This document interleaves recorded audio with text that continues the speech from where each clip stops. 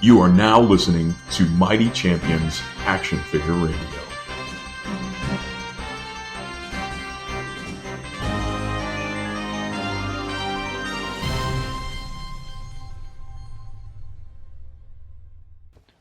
What's up, guys? Welcome to Mighty Champions Action Figure Radio. My name is John Sargent. And my name is Christian McGann. If you are into action figures, toys, collectibles, and all that sort of thing, you have come to the right place because that is what we do, and we have got a stacked show for you today. We are going to talk about Blank Check Collection Part 2. We're going to get into the news, what's going on in the action figure world this week. We got a new segment called Comeback Victory Figures, which is kind of like a second look or something that you kind of had a change of heart on.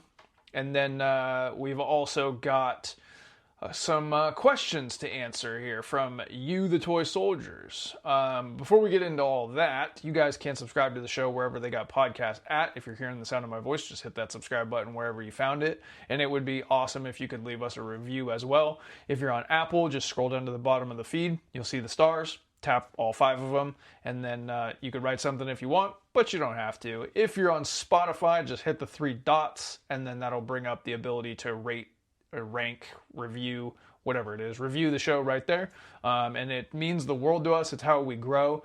We have big aspirations of doing like a caravan toy hunt with y'all to different toy shows. We want to do different videos. We want to do whatnot shows. We want to do all kinds of stuff. And it becomes more and more likely that we can do those things with the more reviews that we have. So much appreciated if you would do that. You can also follow us on Instagram. We're at Mighty Champions. That's where all your visuals are going to be.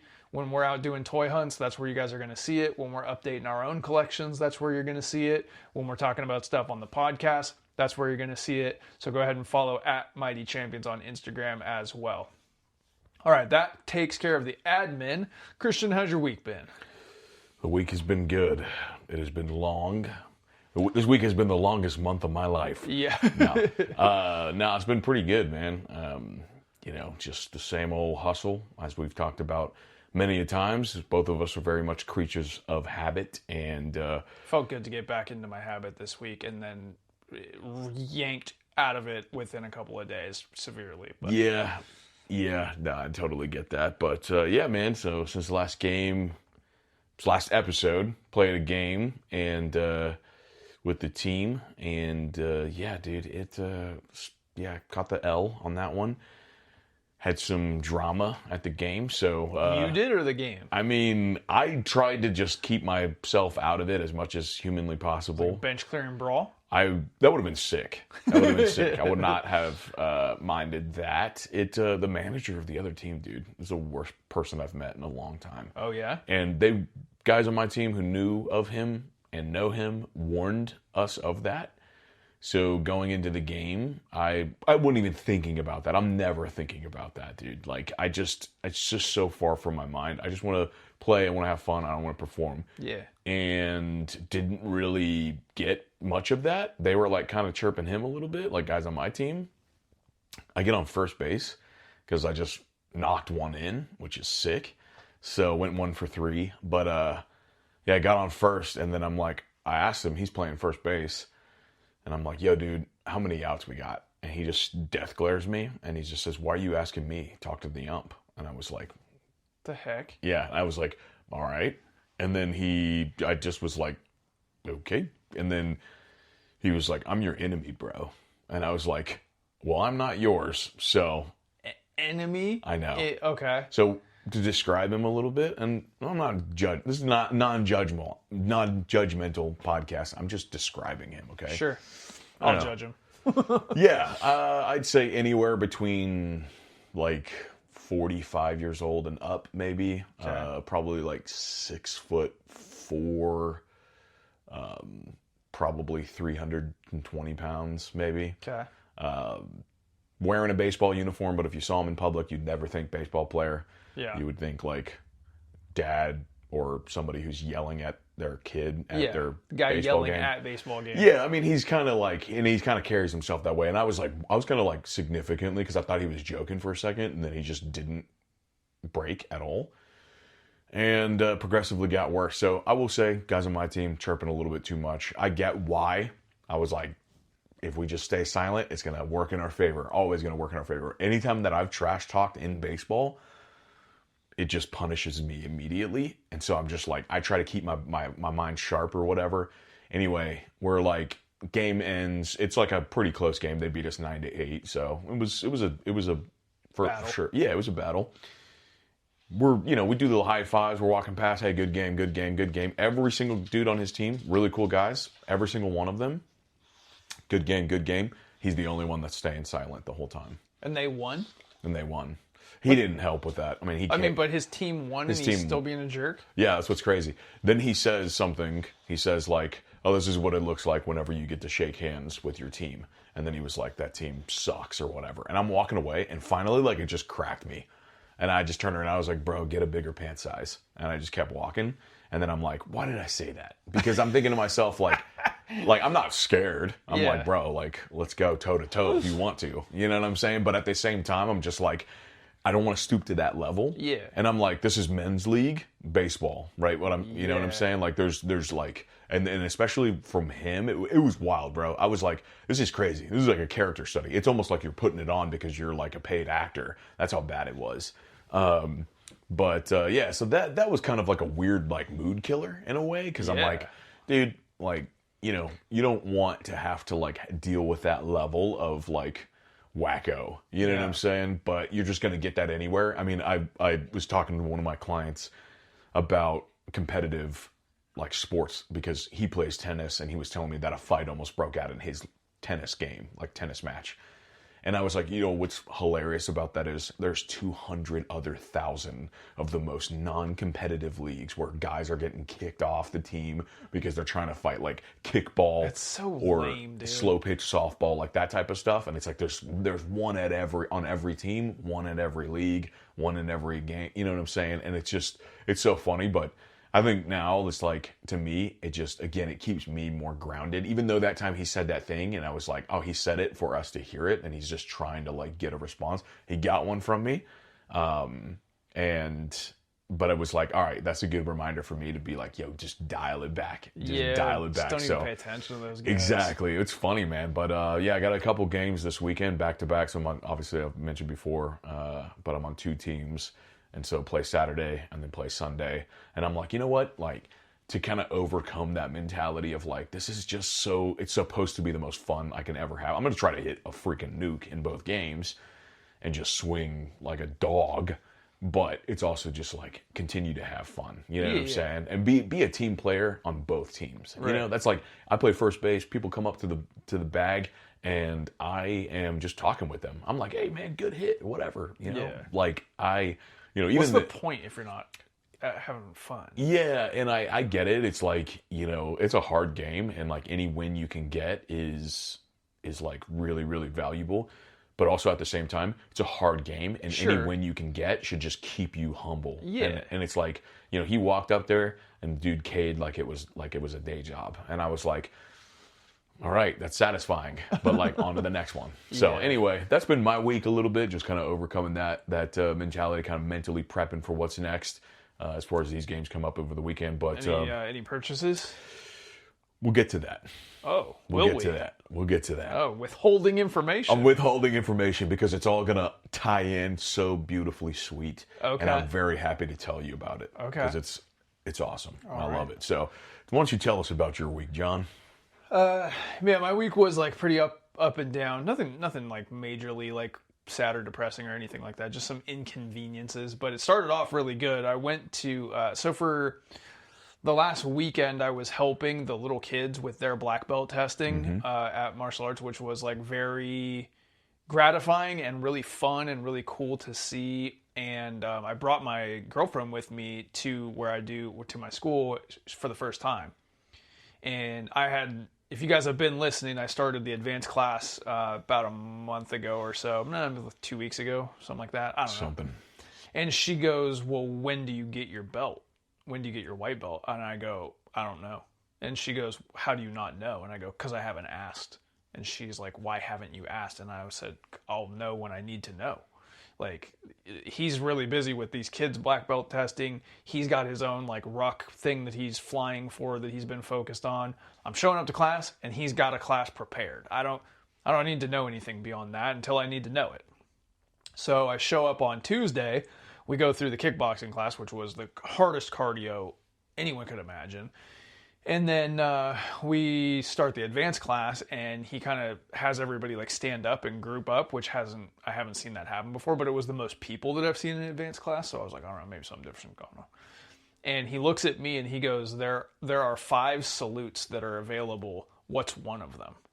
And I go, whoa, like, what do you mean? And he goes, we do 5 salutes. I've never heard the word salute in class before. And I go, are you talking about like bowing to each other, bowing to the sign? He goes, that's one of them. What's another one? And I go, well, does a salute count as like when you leave also? And he was like, sure. And I go, well, I do the way that we break down class. And he goes, very good. And he hands me my white belt. Whoa. And I was like, for some people, dude, the white belt is like loser territory. To me, it was like the beginning, right, of something pretty significant. Really cool. That's sick, bro. Yeah. And then he like showed me how to tie it and all this kind of stuff. And then at the end of class, all the guys that were more advanced than me, I also learned there's a specific place I'm supposed to sit at the end. When it gets like broken down, I like took a knee, and the black belt, like 2nd degree black belt dude's like, you gotta be over there. I was like, oh, okay. And so I go over there, and then, and that guy's showing like what to do with it when you're not wearing it, all this like stuff that's just very cool to me. Yeah. So yeah, the beginning it's of earned. Yeah, the beginning of a long journey. So then the idea of getting a stripe became more important to me. You know what I mean? Like the idea of learning the curriculum, which is very from the neck up, like super from the neck up. I have to like get time this weekend to get into like notes about the specifics of where to press my foot and which way to turn and da-da-da-da-da. So, I'm approaching a headspace of considering myself a martial artist, which is like an unrealized like lifelong dream, I guess. Like I took karate a bunch when I was a kid, and I've always loved the movies and all that kind of stuff. But like the idea of calling myself that has never applied to me. Dude, the one thing that's been revealed in this podcast is destiny. You know what I'm saying? It's like with everything that you have in here. Dude, my girlfriend has been telling me the whole time we've been together that I have the ability to manifest things, which I think is true. Like pretty much have gotten everything I've ever wanted because I've just said it out loud and then did it. Just tried to do it. Yeah, there's like something about like they're like how people see things, and you just happen to be somebody. Except for J. Jonah Jameson, the Marvel Legends J. Jonah Jameson still eludes me. Well, it's part of your training. Yeah. But you know, like it's like being able to visualize, and I feel like there's like different types of people, like personality types or whatever, like different. I don't know. I mean, it's very clear, like what I'm going to say, but it's like there are people who visualize and never act, and then there's people who visualize and act, and it's like. I think with both you and I, it's very much a, like, there's not really like a thinking in between. There's just like, oh, I am going to do this thing. It's like, and sometimes the decision is delayed, but it's going to happen eventually. Like, it's almost just like it's meant to happen. Yeah. Yeah, so, and then later on in the week, I had some car trouble that is an inconvenience. It's no more than just an inconvenience. And it has supplied me with some very interesting Uber driver stories that I cannot tell on the show, but just really, really funny. But what it did do is it basically eliminated toy hunting for me this week. So I did not buy anything this week. I don't think I gained any toys this week. Oh no, that's not true. I got a $5 Monday Night War British Bulldog on clearance at Walmart. Yeah, I thought you got like 3. Since we talked, dude, you got like 7 figures. No, yeah. Yeah, you're right. I also got both members of the Acclaimed and Ricky Starks at Ross for $3 a piece. I got that $5 British Bulldog. You got another cop. I got another cop. Yeah. I was going to say, Monday was a long time ago, so that was probably Monday. I didn't get any toys. You're like, you got a ton of toys. I'm like, yeah, I did. You're like, I feel pretty good about myself. I was able to practice discipline. I'm like, actually, John, yeah. Posting it all over Instagram. Check this out. Yeah. No, I got a lot of toys. Yeah. Well, there you go. Big week. The later half purchases of the week just didn't happen, so... Oh, that's hilarious. I am out of control. Okay.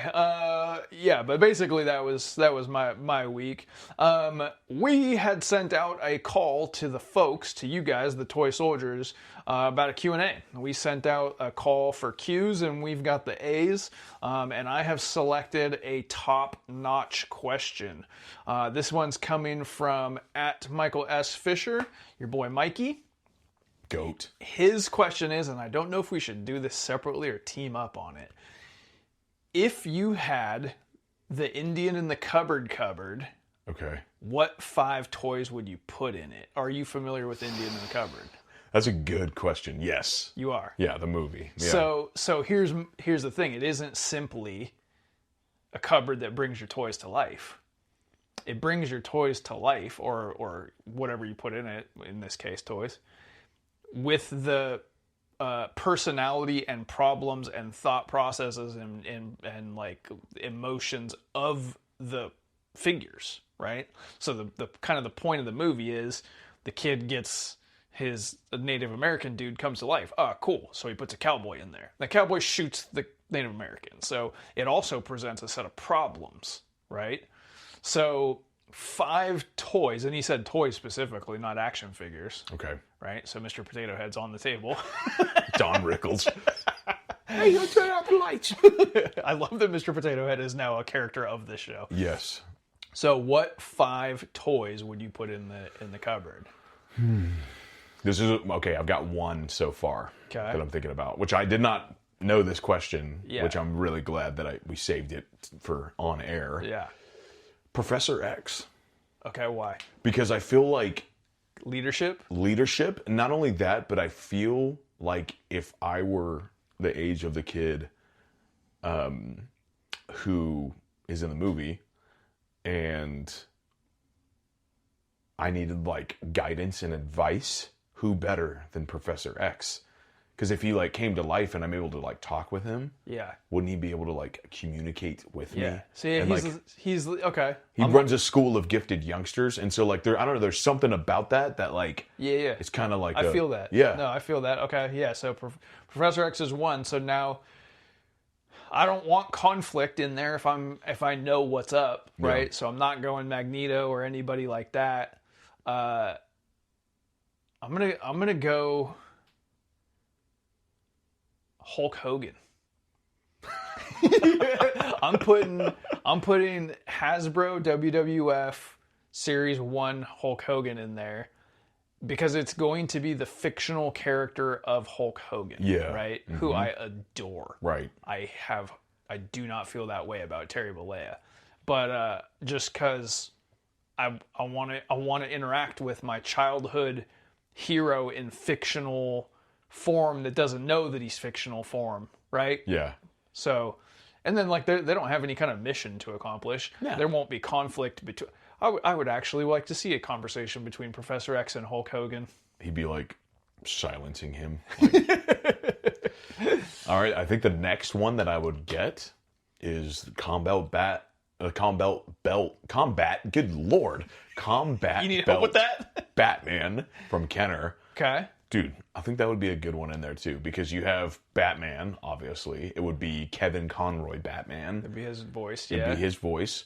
And then interacting with Professor X and Hulk Hogan, because I feel like that's just a good combo. Yeah. There's some comedy in there. Yeah, so now basically what we're developing is like the perfect like dinner party, it sounds like. Yeah. Is like we're going after like a really...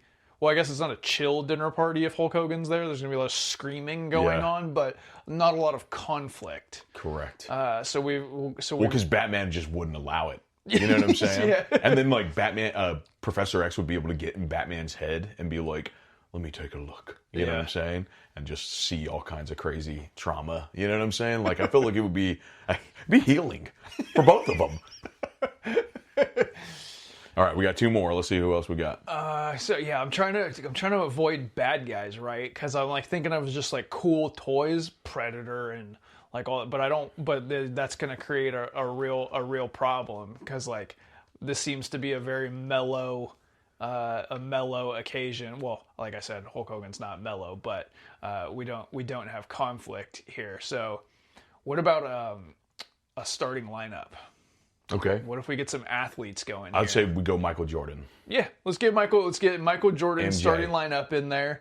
Get MJ, him and Hulk Hogan talk about the glory years of the '80s being an absolute like star. All right, I got the fifth and final. Okay, I'm gonna pitch it to you. First of all, we need to ask the question. You might know this. We might actually have to do some Googling. Okay. Which of the turtles wore the MJ number? I want to say. I think it's Raphael. I want to say it's Raphael. Okay, let's look that up. Well, you just want them to talk. But talk I'm thinking. I wanted to pick a turtle.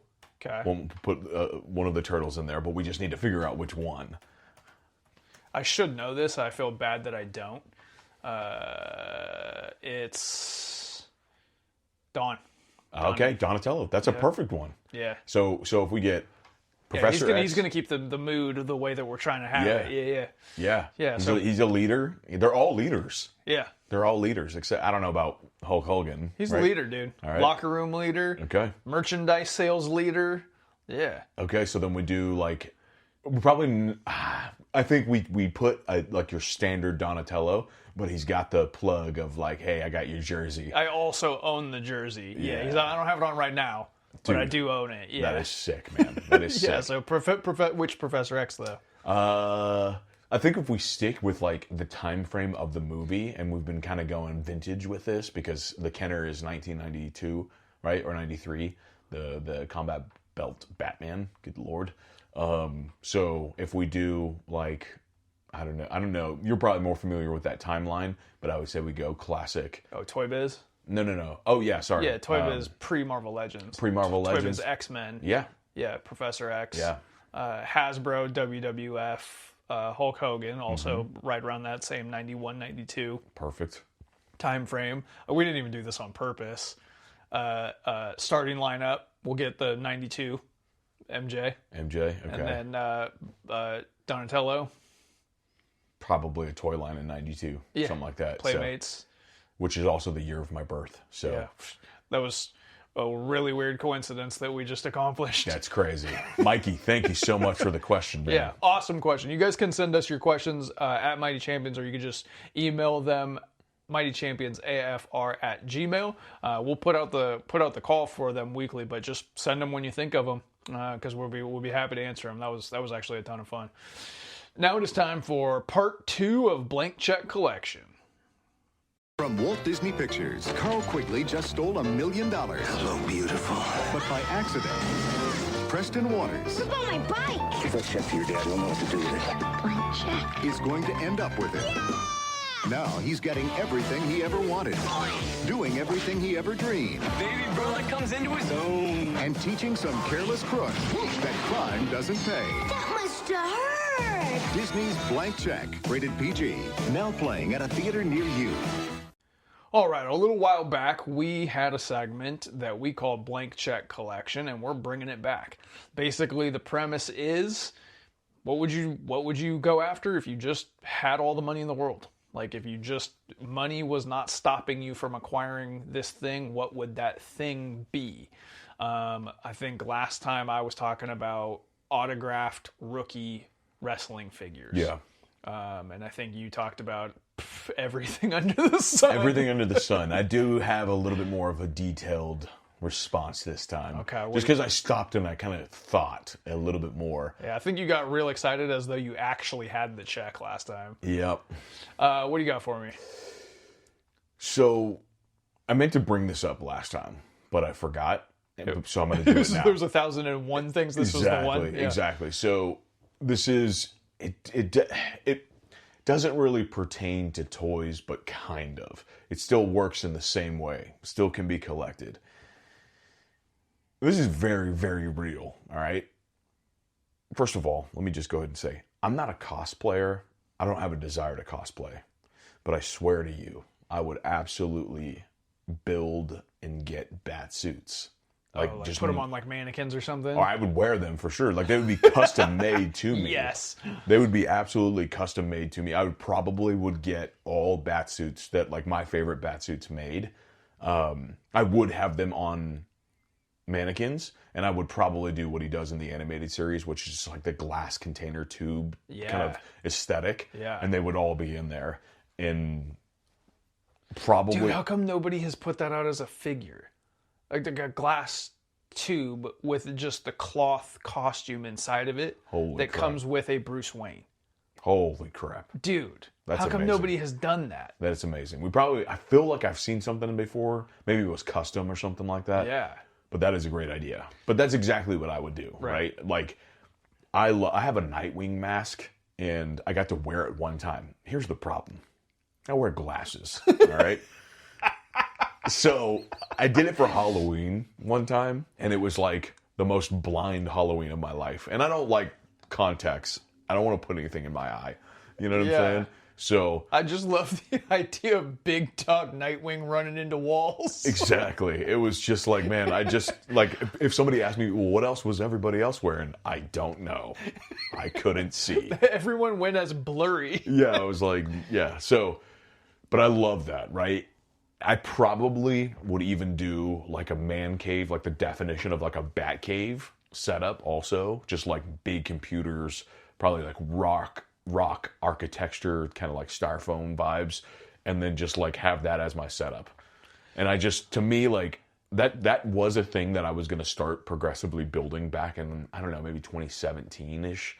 I had found somebody that makes like custom suits, and it was going to be the Batman Dawn of Justice Ben Affleck Batsuit, which is amazing. Yeah. And so I was like, okay, well, if I start with the cowl first, that way it's like, okay, then buy the gloves, the boots, and then I think the suit, I can't remember how they like measured it out, but man, that would be mine, dude.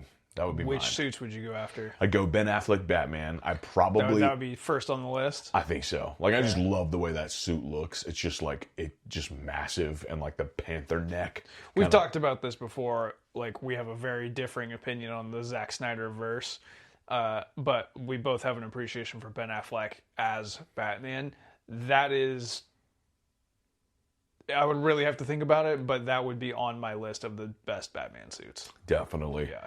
Definitely live action for sure. It's probably, in my opinion, of movies. Yeah, I was gonna say it's probably my favorite out of all the live action. Yeah, like the Justice League suits that he wore were like okay. They were just a little too like tactical for me. Too many details that are just unnecessary. Yeah, he looked cool, but I just think that the classic like we didn't get enough of the BVS suit. Yeah. And to be honest, like I get why he did that because BVS was finished in like 2014 and came out in like 2016.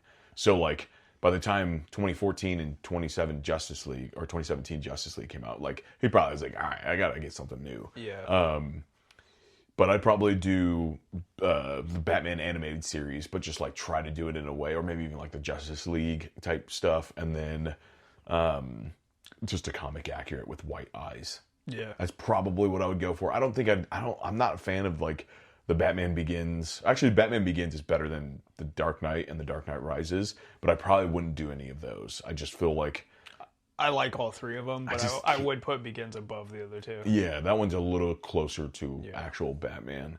I don't know, the Pattinson suit's pretty cool too, but I think if I'm going like all in... The Val Kilmer suit's real nice. Oh, those are sick. I'm not going to lie, those are sick. I probably would just focus more on... Dude, I'm not even looking at some of these Kenners that you got on the wall. I'm like, dang. You're on Lightning Strike. Literally. So that's Arctic Blast Christian. Dude, I'd give me a white version of it. Yeah. That's exactly what I would do. And I probably would step into like maybe a couple other characters, but I think Batman, having a bat suit. So you get a check with nothing written on it. You're taking it straight to the tailor and saying, does it come in black? Exactly. Okay. And I probably would do the nightmare scene. So the trench coat, the machine gun, the goggles. Interesting. Cinema. Which, by the way, couple episodes back, I bought some Power Rangers and the Batman animated, the Justice League Unlimited Batman 10-inch from the antique mall. Mm-hmm. The guy that helped me go get the figures was kind of like quiet on the way there. We had to freaking walk through a maze, so it was just silence the entire time, super awkward. On the way back, I think I picked up a Batman. Oh no, I grabbed the Batman, and he was like, man. He's like, Batman, all right, good. I was hoping you were going for that one. I was like, for sure, man. And he was like, he's like, man, I don't know. I know it gets like kind of a lot of hate, but I really liked Ben Affleck's Batman. I was like, he was goated. He was goated. And then he's walking back. He's like, man, I know people hate on the Snyderverse, but I love it, dude. And I'm like, dude, I love it. And then he was like, we've hung out every day since. Yeah, exactly. He's all the nightmare scene. And I'm like, oh my, I just shook his hand. Did we just become best friends? Literally, I'm like, that was just cinematic gold, baby. So that's mine. Okay. Tell me about yours. Okay, it's story time. Okay. So when I was a kid, it was just me and my dad. My parents were divorced. And my weekly routine was that every Friday, my dad would take me to the video store, titled The Video Store. Sick. And I would get to rent however many movies, I don't remember what the number was, 2, we'll say, every Friday, right? That was the routine for my whole life, like as a kid. And primarily what I would do, this is kind of neither here nor there, was I would rent 2 of the Rocky movies, and then I would watch those, and then the next week I would rent the next 2 Rocky movies, and I would just keep on going like that. Awesome. But movies have always been a major part of my life. Yeah. And they are, again, a major part of my life at the moment. But like everybody else, right around 2000-ish, 2001, I dropped VHSs like a bad habit, and I picked up DVDs. And I've just been on whichever is the current form of technology ever since. And then, as of late, I've become pretty nostalgic for the sight of the VHS in the box and the artwork of that era in those movies. So my blank check collection is VHSs. And I know what you're thinking. John, VHSs cost 10 cents at the Goodwill. What the heck are you talking about? I'm talking about graded, sealed VHSs. Does that exist? Yes. Wow. It's the same companies that would grade comic books, CGC, yeah, or cards, or whatever collectibles that get graded. Video games are a big thing right now. And so VHSs are a thing. So I made a list, and I checked some of the current sold listings. And I'll just kind of run through these, and you can stop me and we could talk about whichever, like the movies, right? So I kind of went with my era, right? Obviously, this is my collection, so it would pertain to me, but kind of like when I was big into VHS and which movies were big to me then and are still big to me now. Because obviously, some stuff just didn't age well, or I just didn't care anymore. I didn't bring it with me. But other stuff I still care very much. So here are the grades of over 9, so a 9.0 or better. Okay. And not one that has like a sticker over the front of it, or they're the classic version. So Batman, 1989. Okay. Graded, last sold for $399. Crazy. Back to the Future, $299. Predator, $599. Wow. Rambo 2, $799. Crazy. Die Hard, $174. Scarface, $500. Terminator 2, I put down $30 sealed because I couldn't find a graded sold listing, because it wouldn't be an eBay thing, it would be like a Golden thing. Because there's one currently on Golden that is at $15,000. Oh my God. That's crazy, man. Bloodsport, $750. The Crow, $300. TMNT, which would be the very first thing that I would go after. That's the most important VHS in my life. It's not my favorite movie ever. It's among my favorite movies ever. But that VHS, that black VHS with the green writing on it, the turtles on the front, the sticker that's advertising the cartoon VHSs, I remember it so vividly. $249. Okay. which is actually like sounds doable in comparison. Pulp Fiction, $300. Aliens, $279. Ghostbusters, the one with the red outline. Okay. There's not a listing on eBay for a last sold, so just a sealed copy of the one with the red outline, $650, ungraded. Jeez. Just sealed. RoboCop, $1,000. Okay. Rocky 4, because that's out of all of the Rockies, that's the VHS that I loved the most then. Cool. Because it was the most of its era. $15 sealed. Couldn't find a sold listing for a graded one. Jurassic Park, $193. Nightmare on Elm Street, $799. Halloween, couldn't find a listing for it, $31 sealed. Scream, $159. Karate Kid, $495 for just sealed and not graded. Crazy. Lost Boys, $112. Top Gun, $125. I mean, that's amazing. Now, here's another question. You doubling up? What do you mean, like get a sealed and a graded? No, I mean like you doubling it up on those movies, so that way you can also watch them on a VHS. I don't really. So you and I had a conversation. It could have been 3 days ago or 6 months ago. Yeah. I don't know. I told you I watched Mafia, the movie, the comedy movie Mafia, the grade A comedy movie Mafia on VHS. And since we had that conversation, I looked into getting. I didn't look into getting. I looked into pricing a high quality or I guess a functioning quality, long lasting VCR. Yeah. And an appropriate projector for it, and it's just too. I was like, you know what? I would only watch like one or two just to get like a little feel for it, and I would never come back to it. And it was like $450. But a blank the very, check? very, very cheapest blank check. Yes, real life. That's what I'm saying. No. Like, yeah, that's what we're talking about. Even blank check, I don't think it would be a constant. It would be like once or twice I would watch it, go, that's fun. Well, now let me get the Blu-ray out. You know what I'm saying? Like, man, all right. But that's sick though. But I want to do like legit some graded VHSs, and because I was looking into this, I even went to the internet and I was like, okay, so there's a lot of these that don't even have a listing. Am I in front of a trend here, or am I behind a trend here? Like, why aren't these? And basically, it seems like I'm just mildly in front of it, like it's about to boom. So some of these, I was like, I could just simply buy a $16 sealed copy of, or a $30 sealed copy of Halloween. Yeah. And then pay what it costs to get it graded, or just movies I don't even care about. Then sell them for an enormous profit. Then use that to buy something I do want. That's cool. Right? This might be a side hustle that I've discovered here. Yeah. Like a fun one. Too. Yeah. I mean, there's no shortage of like they're being sold for a lot of money. So yeah. It's not like there's not a market. What for I don't know though is what's the difference between a 9.0 and a 9.5. What makes a sealed copy of Terminator 2 worth $15,000? I don't know. I have no clue.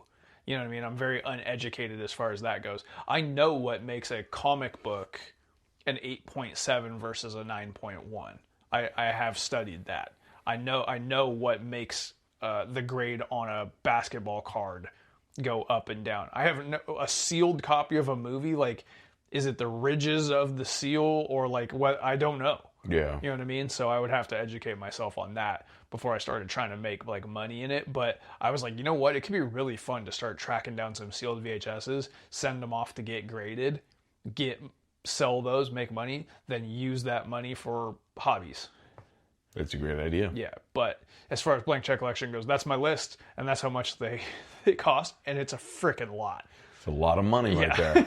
It's a lot of money. It's a lot. So neither one of us is toy related, but still kind of toy related. It's in the collector space. Everybody in here loves every movie you just named off. People are like, "Oh my god, I love that!" Yeah. You know. Yeah, and if you guys hadn't been listening and you didn't know who I am, now you know who I am. And to be honest, if you listen to what I said and you're like, "I would never put on a Batsuit," well, you don't deserve that. So take a hike. Yeah. Okay, yeah, let us know what you guys would do if you had a blank check. What would you go after? What would you collect? Get at us at Mighty Champions. Well, LexCorp's going down. Whether it's me or Superman, who does it? If it's Superman, that makes it news, and I'll be happy to print it. All right, it is time for the news.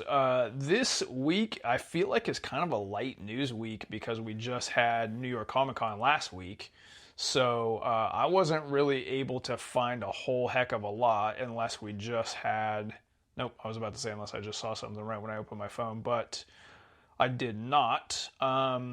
So we'll kick things off with wrestling because there's only one. And that is a brand new Tony Storm figure was just announced by AEW Jazzwares, and it went up on the Jazzwares Vault like an hour ago as of recording. So definitely head over to Jazzwares Vault and check out that new Tony Storm figure. It looks to be the black and white figure, not in black and white. Colorized, we'll call it. Okay. And then we'll head over to Uncle Todd, who never disappoints. I don't think we've had an episode where there wasn't a bunch of McFarlane news. Yeah, it's like 3 to 4 a week. Minimum. Yeah, minimum. So they just put out a bunch of page puncher info today. There's going to be a Ninja Turtle wave of page punchers that actually looks really cool. I think they're based on the Mirage comics. So there's a Leonardo that looks really good. There's a Donatello, and then either I didn't save the other ones or those are the only two that they announced. So that could be on me. They also showed off a Foot Soldier and Shredder. The Mirage Shredder looks really good. They also showed off a bunch of Spawn. So there's a digital Spawn 77. I like Spawn, I just don't really care about Spawn, but I do think that looks really good. They also showed off, I think this is a variant Spawn 77. Yeah, so there's a black and red, and then there's like a blue and red, and a black and white. So there's, oh wait, no, this is the Deviant Spawn from Rat City. Yeah, a lot of Spawn deep cuts that I just don't know what they're from. There's a Spawn like Call of Duty crossover thing. Yeah, so there's a Call of Duty awesome. Modern Warfare 2 burnt Spawn that looks awesome. I don't care about Call of Duty and I don't care about Spawn. This figure looks incredible. It is sick. It's tempting. Yeah. Like he's like super tactical with like glowing eyes and a red cape and giant gun. I don't know that Spawn has ever been in Call of Duty. I think so. I think in like now we live in the DLC era. And Yeah. Fortnite's obviously doing a bunch of character additions. It looks freaking rad as just an action figure. If Yeah. I find that in GameStop, because I'm sure that's where I would see it. Yes. I might have to grab it. Yeah. They also showed off the page punchers for Cheetah and Extant. Deep cut. I don't know what Extant is. I think he's from the like OG like DC. And then in the Masters of the Universe, we got some really cool looking 2000X versions of some of like your favorite characters. He-Man, Triclops, Beastman.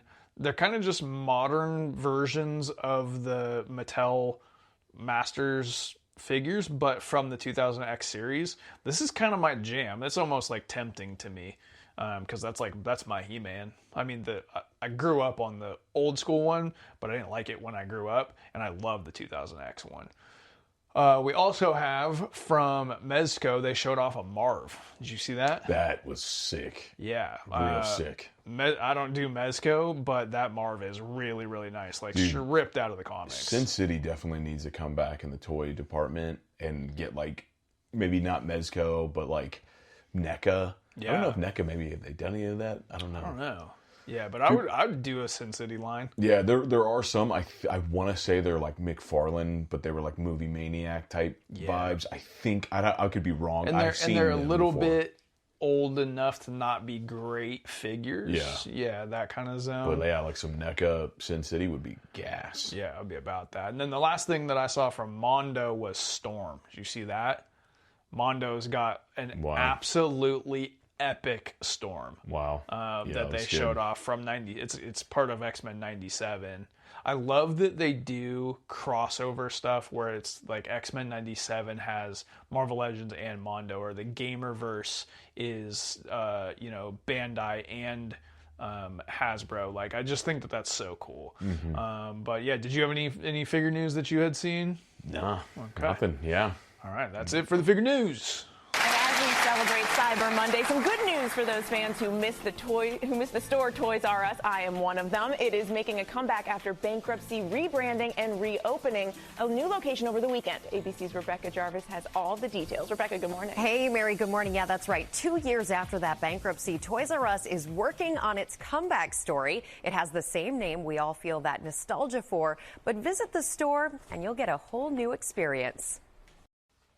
We are doing the new segment called Comeback Victory Figures. So this was kind of rooted in, I had something where I just went, wait a minute. I thought those suck. They don't suck. Let me take a closer look at that. And I kind of posited that idea to you and said, like, is there something you can think of that you're like, I didn't care, or I just didn't look at it that closely, or it wasn't on my radar, or I actively hated it, and it turns out I should have been paying closer attention because this is actually pretty rad. Yeah. So that's kind of the premise of what we're talking about here. What do you got? I'm going to let you go first. Okay. I'm going to let you deep dive, because I'm actually genuinely interested in what you, because it kind of happened recently, right? Yeah. And I don't remember, I can't pinpoint exactly when it happened. So, I'm a wrestling fan. Okay. That's well established. Yes. I grew up back in the day on WWF. That was the only thing that played where I lived. Was WWF was the only thing that was on TV in my neck of California. And then you had the video store. You had the VHSs, right? And that was exclusively WWF. And I've told this story on the podcast before. I remember thinking WWF is the only wrestling that exists in the world, or not even thinking that, because there wasn't the thought that something else was out there. And then my dad took me into 7-Eleven one day, and I saw on the cover of a magazine RoboCop standing next to a wrestler named Sting. And I was like, who the heck is this guy with this blonde flat top? He looks like the coolest guy alive, and he's best friends with RoboCop. So, friend of mine, right? Are you talking about Sting the singer? No, Sting the wrestler. He had a flat top? Yeah, before he was the Crow, he was a surfer. Did not know that. So he's in this display right there, the guy with the orange face paint on. He just doesn't have the blonde flat top, like on the back right. Okay, yeah. That's like pre black and white goth phase. Wow. Okay. I'll educate you all about it. But so that would let me know there was other wrestling out there, which was WCW at the time. Fast forward to the mid 90s, WCW is the lamest thing in the world in the wrestling space, and WWF is cool. Well, enter the NWO, which totally flips all of that. Now WCW is the coolest thing in the world, and WWE is kind of fighting for their life. And now you bring in Steve Austin and The Rock. They're both, here, and they take over the entirety of pop culture. Where were they in? WCW? Or The Rock and Steve Austin were in WWF. Okay. Sting, Hogan, NWO is in WCW. Whoa. Okay. Okay. So now both companies are as hot as any pop culture. They're both Taylor Swift right now. They're that kind of popular, both of them, for like a 2-year period. Everyone I know in school wants to talk about it. Everyone in high school's like Spirit Week was wrestling factions. Oh, we're going to be D-Generation X. We're going to be the NWO. The kids who were making fun of me my entire life are suddenly wrestling fans and asking me about wrestling. Everyone's a wrestling fan. So I buy a Nintendo 64 and I buy the WCW game and I become obsessed with WCW. And around like 98, 99, they start putting out action figures. But the action figure boxes and the figures, they don't look like what I'm accustomed to. I'm a WWF kid, and it's supposed to look a certain way, and it doesn't look like that. So I just entirely wrote it off. I like WCW, but I don't like their figures. I don't need that in my life. And I never gave them another look. I just didn't even think about them. As much as I absolutely adore WCW, I have this enormous NWO shrine in my room. Yeah. And I never really looked at the figures because I thought they were just kind of janky, or they were always viewed as the little brother anyway, and the toys seemed second rate to me. I don't know. I just didn't really care about them, and when I did see them, I thought that they were bad. And they have like a couple lines that I'm going to talk about here in a second that I still think are bad, and they kind of made me ignore the good lines. What if I told you, Christian P. Worrell, that the WCW line was produced by Toy Biz? You know what? I knew that. You did know that. I did know that because one faithful day, maybe I was watching something. I think it was maybe at a toy place, and I walked past it, and I see the Toy Biz logo at the very bottom of one of those, which I guess is WCW. And I stopped and I was like, wait a minute. And I looked at it, flipped it back. I'm like, this is Toy Biz.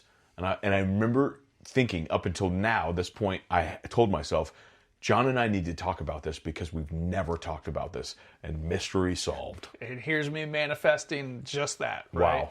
So if you guys have been listening to the show from the beginning, you might have heard me go through a little bit of like a metamorphosis where I didn't really care about playability that much. I was more about accuracy and like the look of it and like the inbox. Toy Biz, being Toy Biz, was crushing the playability, right? And not to totally glaze them, they made a lot of really, really bad wrestling figures. They really did. So I'm on Wrestling Figure Database, okay? And they have got all of the different lines that ran from 99 to 2001 that WCW produced through Toy Biz, and there's freaking a lot. They have 2 different lines that are just wrestlers on motorcycles. They released the exact same figures, different paint jobs, twice. That's just like wrestler and motorcycle. They have steel slammers and slam and crunch and rumble and roar and all these, like, just line after line after line that have 5 figures, 3 figures, muscle flexors, 3 figures, main event wrestlers, 3 figures. They almost exclusively suck. But what I want to talk about is Smash and Slam, which is probably what you saw.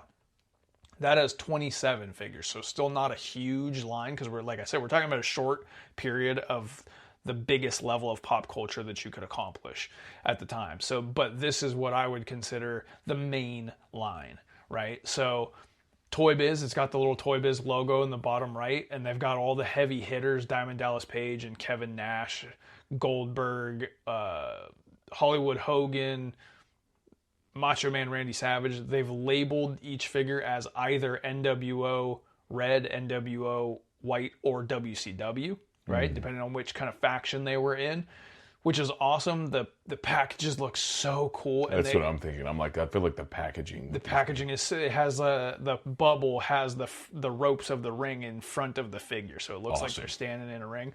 Side note: there's also figures where there's only 4 of them, and each one comes with a corner of the ring, so you could build the ring. Like that's Toy Biz. Yeah. Legends. Yeah. Toy Biz with the playability. Yes, they cared about that, man. They cared. As far as like the way that the figures themselves look, some of them look great, other ones look janky. Some of these so there's 3 different Hollywood Hogans, right? Here's what they're called.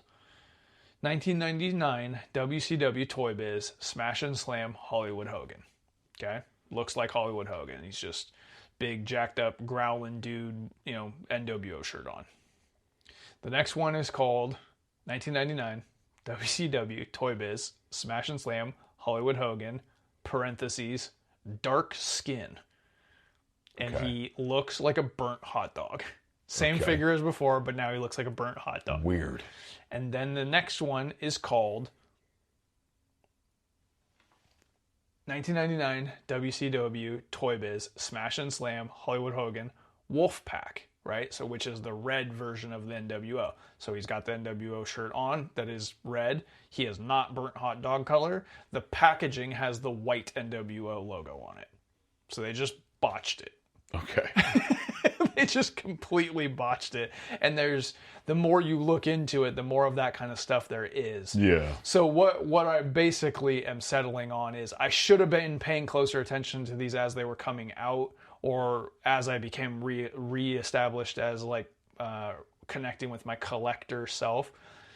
But it does have its ups and downs. So I would be, if I was going to start collecting these, I'd be pretty selective about like, okay, let me pick the characters and then get the right ones. So you have stuff like the Giant, right? It's got the NWO logo, and it says Smash and Slam Giant comes with Rey Mysterio. And he's basically got Rey Mysterio's corpse in the packaging with him, right? So he's like holding him up by the back of his head, which is super sick. Like that's a pretty legendary figure in the wrestling space. But later on, you have Goldberg, who comes with blue masked wrestler or red masked wrestler. It's still Rey Mysterio. Just painted different. Well, it's not. I mean, it looks like Rey Mysterio. It's got the very. But they're not saying it's him. But they're not saying that it's him, and they're not crediting him, and it doesn't make any sense. That's funny. They didn't like interact, right? So there's stuff like that, like Kevin Nash with a referee, and like the Lex Luger figures don't look like anyone on God's green earth, let alone like Lex Luger. You have the Randy Savage one that says Wolfpack. It's got the red NWO logo. The figure's wearing black and white.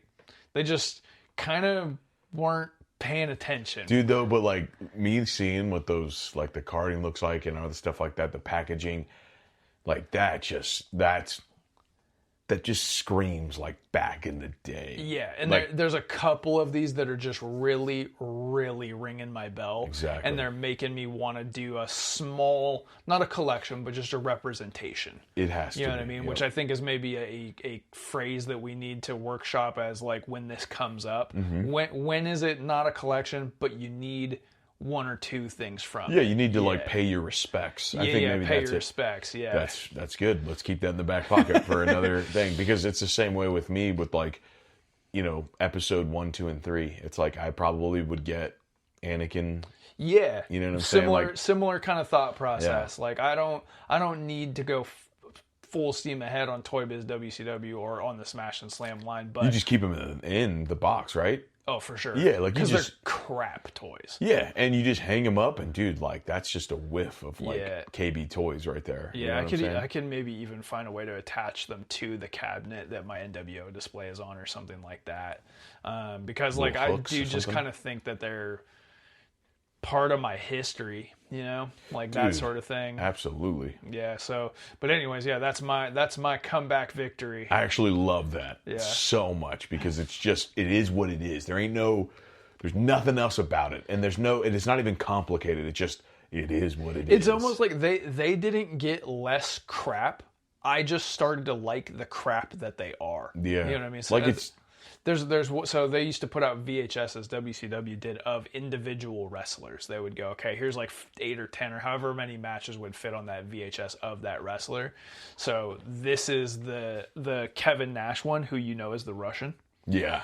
And then it's a like promotional thing that has the VHS and the figure inside of that box. Dude, see, that's what I'm saying. I'm like, man, that is so fire. That is so sick. And it's like, you know, if you're a kid at the time, you're not thinking about like, oh, they did the logo wrong, or they come with a, like, really, if you think, okay, it's Rey Mysterio's toy in there, but they just don't call him that. You're going to tear it open before you've even read that it's called Masked Wrestler. You don't even care. You're just fired up because it comes with somebody else, you know? Yeah. Like, it's just pure epitome joy of like just toys. You know what I'm saying? That and what you just said, that's where I had the change of heart, is because because I've been studying Kenner and because I've been looking back into history, I have a higher appreciation of just toys.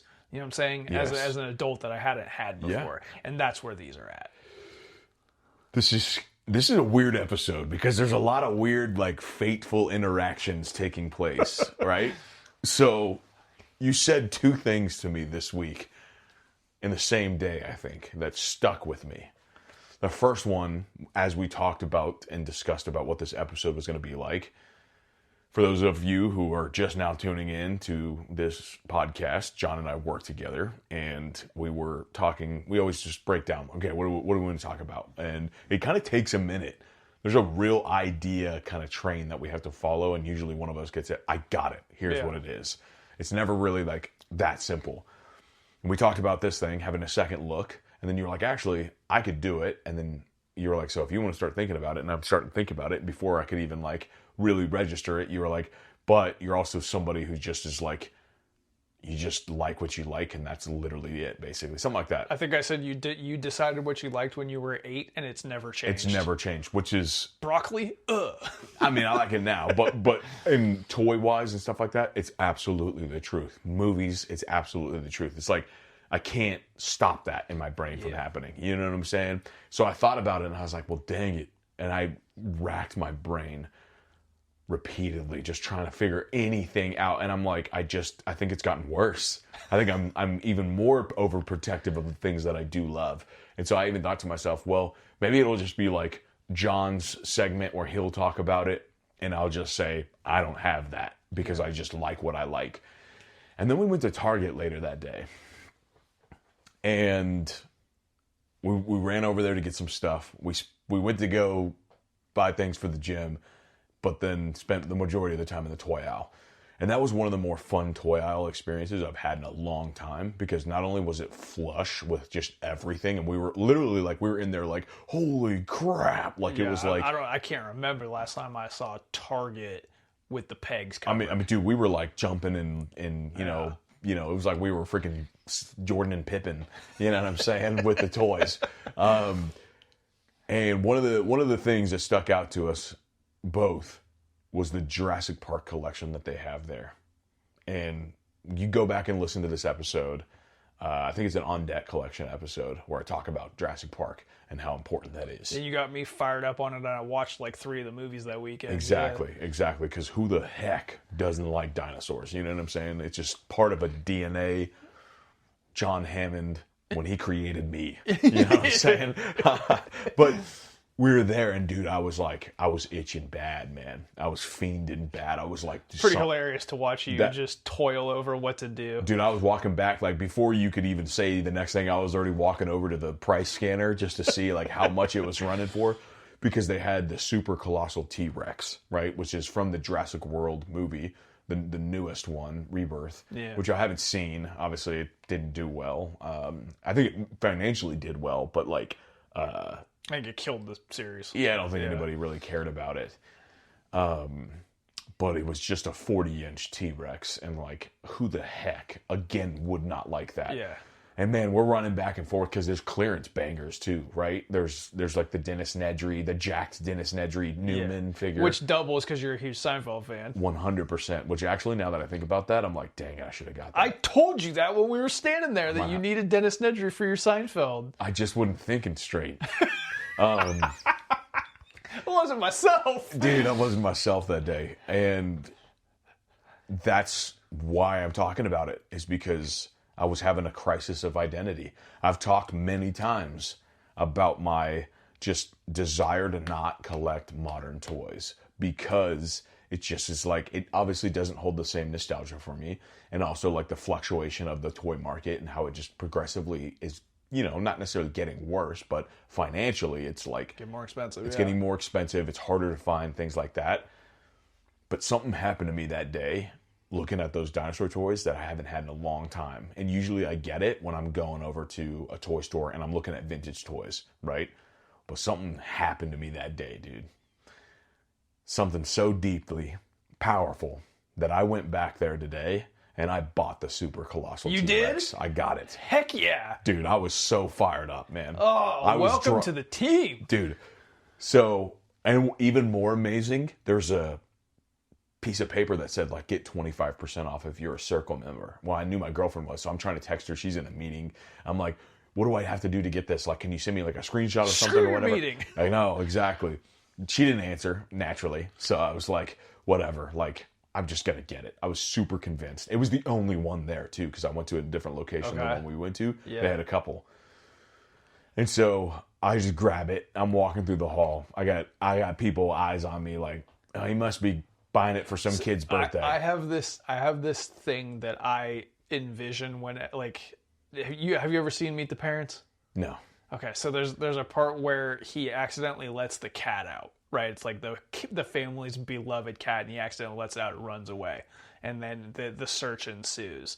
Well, in order to get himself into the good graces of Robert De Niro, his future father-in-law, he goes to the shelter. He finds a cat that looks almost like that cat, but the tip of the tail is white and not black, and he paints the cat's tail black. Amazing. And then there's a part where he's coming back with the cat in a carrier, and it's this super confident, slow motion, I'm the man kind of thing. And I envision that about myself every time I do something the lowest key, like points, and that's how I'm picturing you walking through Target with a giant T-Rex. That's exactly what I felt like. And I was fully prepared because it was kind of busy in there. Fully prepared because I was going to go to the self-checkout that like somebody was going to bring it up in my hands, and they were going to probably be like, kid's birthday? And I would be like, nope, it's for me. It's my birthday. It's me, yes. Yeah, it's Christmas. But you had, and good thing I remember this, because you brought it up when we were looking at the toys, and I was like, oh my God, man. We were both like fiending over the Jurassic Park 1993, which by the way, is amazing. Like I definitely want to get that too, but they were the same price.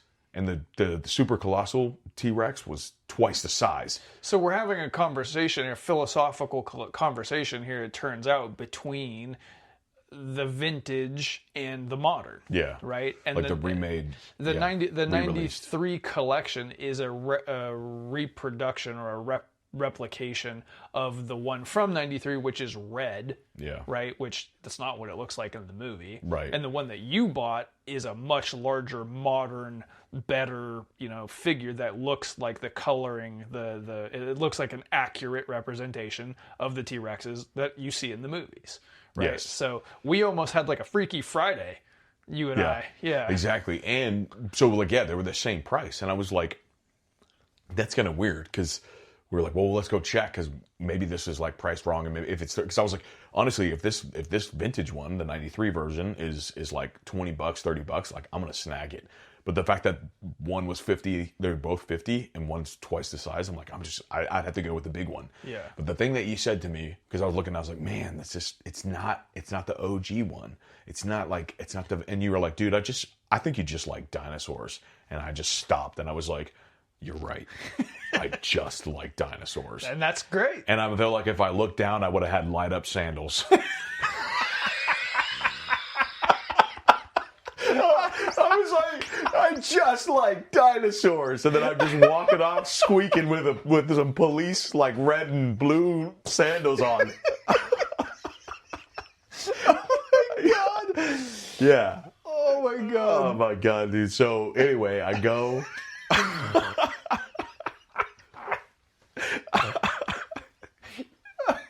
Just like dinosaurs. I just like dinosaurs. It was freaking hilarious, but it was profound. It was profound. It moved me. I was moved that day as I had the identity crisis of a well-known vintage collector, And so today I go in there, and I'm trying to like look on Target. I guess it's like a subscription that you pay for, right? Circle, whatever points. I have it. Also, I don't think I don't pay for it. I think it's just like you just give them your phone number or whatever. I did, but it said like subscribe now. So I was like, well, I don't really want to pay for that. So I go and I'm like, whatever, I'll just take the dive. Like I'm just gonna pay the money. So I go over there, scan it. It's $57, and I'm like, all right, that's like it's worth it, And then I type my phone number in. I'm like, maybe because I just signed up, and it was like, sorry, we couldn't find you. So then I'm like, well, let me just type in Samantha's phone number. So I type it in, and then it was like, cool, we're going to apply a discount, $43. Cool. Dude, so 57 to 43, snagged it, got home, and it was like right before I had to come here, so I just opened it up and put it next to the other super colossal whatever dinosaur. You have a collection now. I have a collection now. And they're just rocking on the floor? I put them on my desk, like my actual computer desk, just to see like what would it look like if they were like on display next to each other. And they look freaking awesome. So I don't know exactly what I'm going to do yet. I like probably will have to put them on the floor unless I can just create like, I don't know, like the smaller ones, I can make them work. Yeah. I have a spot on the bottom of like a glass shelf that I have where the top half is like all DC, the bottom half could be Jurassic Park. Okay. So, but those can't fit underneath them. Okay, so it's a comeback victory for Jurassic Park or for modern figures in general? That's what well, so like, let's just say modern toys, which is crazy Or dinosaurs. Yeah, dinosaurs specifically. Light up sandals. Exactly. But what's crazy is obviously like I'm avid Toy Biz. I'll talk about that as long as this podcast runs.